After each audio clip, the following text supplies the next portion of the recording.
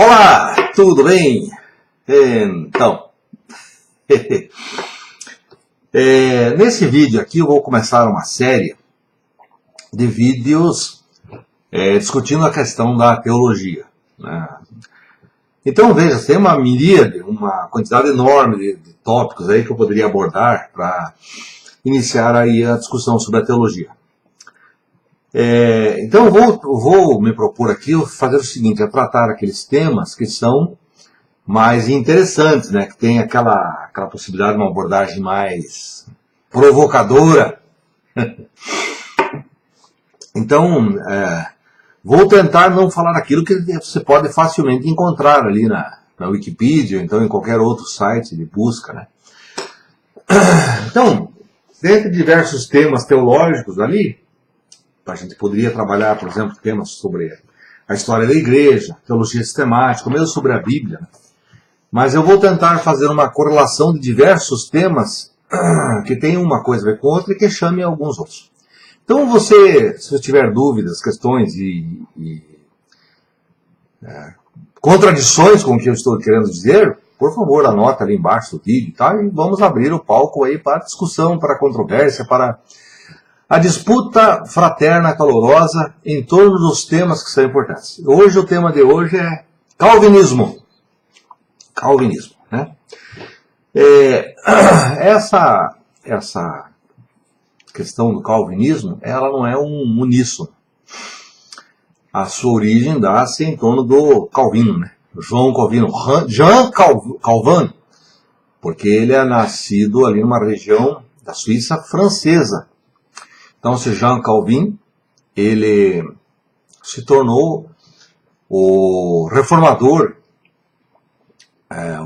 junto com os outros ali, fez a reforma protestante, né? Então, isso é século XVI. Então, o que a gente precisa compreender é o seguinte. Século XVI, são os anos 1500 para frente, né? Então, esse Jean Calvin, ele tem mais ou menos ali uns, se é que dá para dizer, uns 30 anos de diferença em relação a Lutero. Lutero é anterior, começa com a pregação da reforma e tal, ele assim, consolida a reforma nos territórios alemães. E esse Jean Calvin, ele começa a fazer uma reforma ali na região da Suíça, né, mais especificamente em Genebra. Quem dessa igreja do Calvino ali, quem seguiu os ensinamentos de Calvino, acabou adotando diferentes nomes. Tá? Então, por exemplo, na Inglaterra, eles se tornaram conhecidos como presbiterianos. Então, temos aqui no Brasil a igreja presbiteriana, que é uma igreja calvinista, né? Na França, esses calvinistas foram chamados de huguenotes, né? Inclusive tem aquele massacre de São Bartolomeu, que massacraram os protestantes, na verdade eram calvinistas huguenotes ali nessa noite de São Bartolomeu, né? Na Escócia, que é a região norte do Reino Unido, né? Tem a Escócia ao norte e ao sul tem a Inglaterra.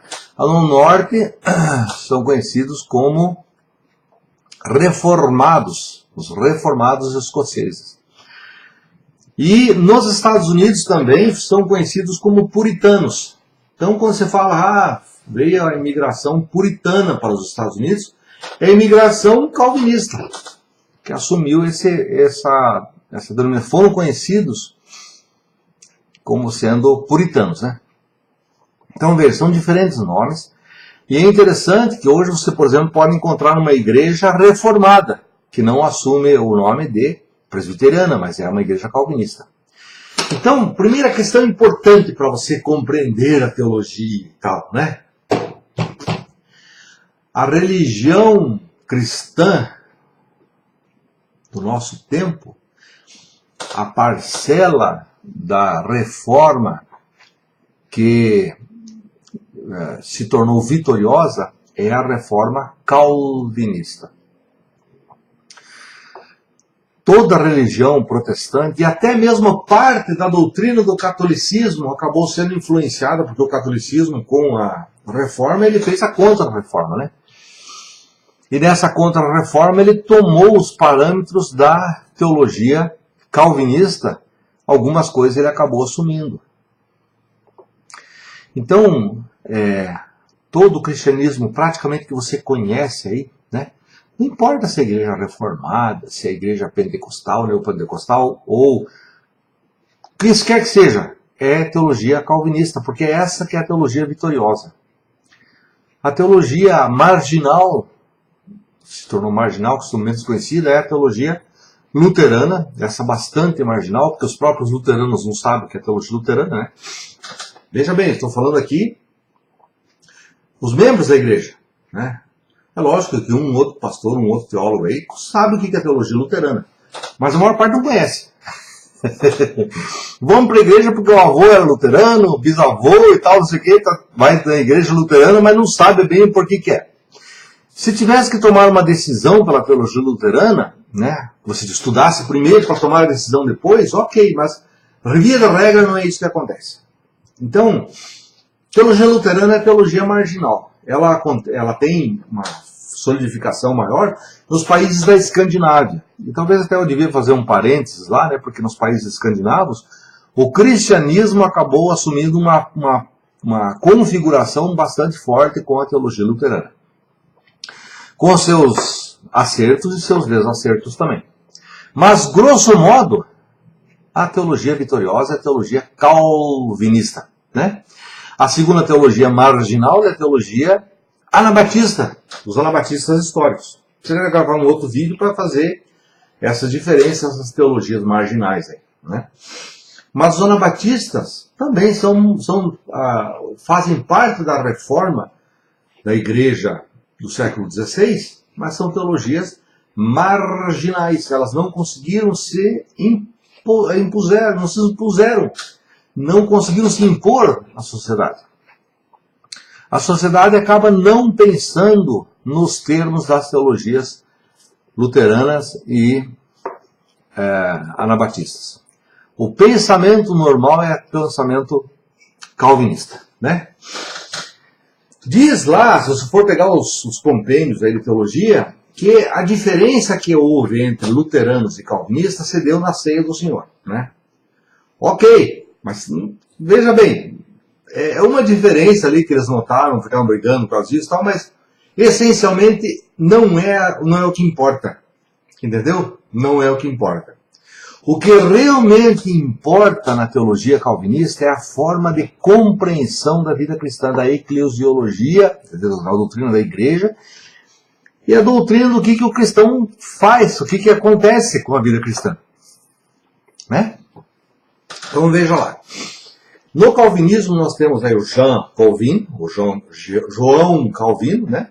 Depois nós temos o Martin Bucer, que era um teólogo que saiu da igreja da Reforma Luterana, depois foi para a Inglaterra, tá? Que inclusive deu uma contribuição grande para o ecumenismo.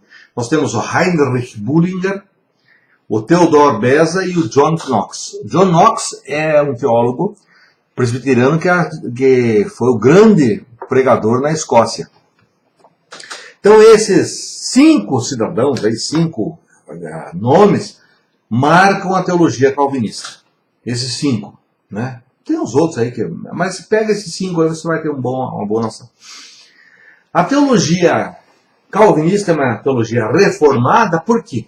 Porque os calvinistas entenderam que a vinda do Evangelho provocaria a vida nova, a santidade. Então a igreja é um novo pacto entre Deus e a humanidade, e a igreja representa o novo. Então, onde que a diferença entre a fé cristã e a incredulidade vai se manifestar? Para Jean Calvin, vai se manifestar na igreja. Então a igreja é o lugar em que se manifesta a santidade de Deus. É na igreja que você vai falar em ética dos cristãos, que os cristãos teriam que agir desta ou daquela maneira, né? Essa ideia de que o cristão na igreja ele vai adquirir nova interface do cristianismo, é fundamental. O João Calvino escreveu praticamente em 1534, depois teve diversas sucessões e diversas correções e melhorias dessa obra, mas as chamadas institutas, né?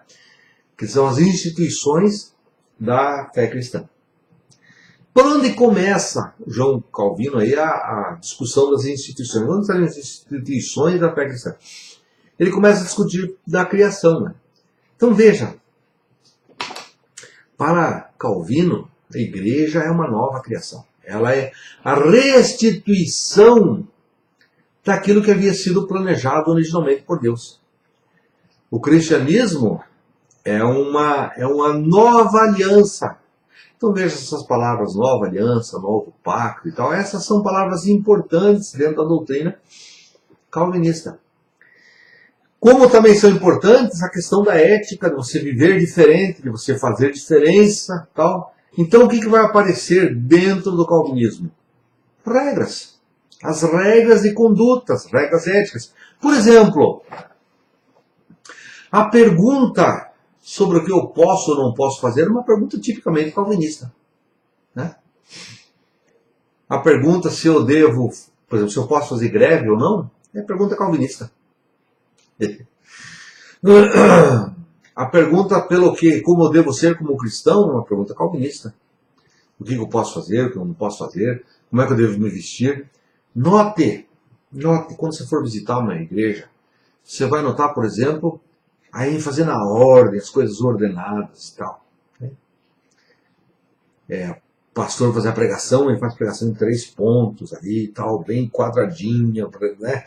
Pregação bem azeitada, os seus exemplos, pregação calvinista. Não é? Porque a ordem, a defesa daquilo que seria a readequação aos planos de Deus, a criação e tal, é a teologia calvinista. A igreja é uma igreja reformada, porque já foi pintada toda, né? Ela já está todinha com o novo mundo. Então o novo mundo é a igreja. Isso é teologia reformada, protestante, calvinista, não é? Então veja lá, a teologia que se tornou vitoriosa no mundo é a teologia calvinista, de João Calvino.